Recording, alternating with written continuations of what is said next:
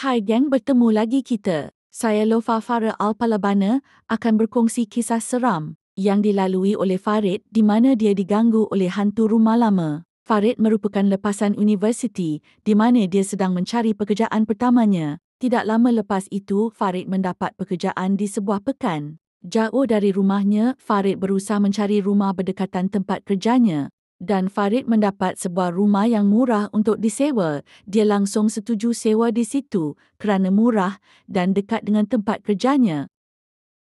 Hari pertama Farid di rumah sewanya, dia sudah diganggu. Petang itu Farid sedang minum air. Tiba-tiba dia terdengar suara wanita menangis di dalam rumahnya.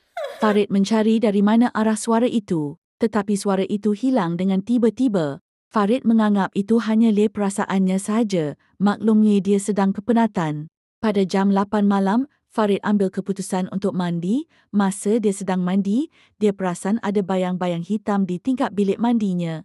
Bila dah nampak benda tu lintang pukang, Farid lari dalam keadaan bugel. Farid terus ke biliknya dan menyorok dalam selimut.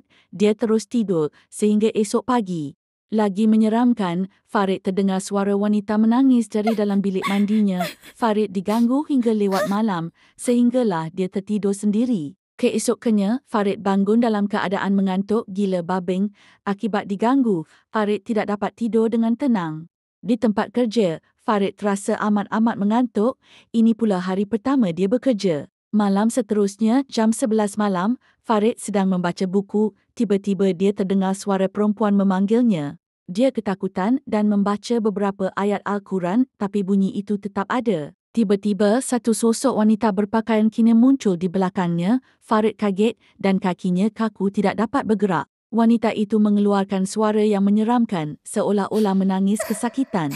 Farid cuba membaca beberapa ayat suci Al-Quran dan menarik nafas lalu berlari kencang. Dia berlari terus keluar rumah dan meninggalkan rumah tersebut. Selepas peristiwa itu, Farid keluar dari rumah itu kerana tidak tahan dengan gangguan. Farid mencari rumah sewa yang baru. Walaupun rumah baru sedikit mahal, dia terpaksa menyewanya kerana dia sudah sering menyewa rumah yang murah.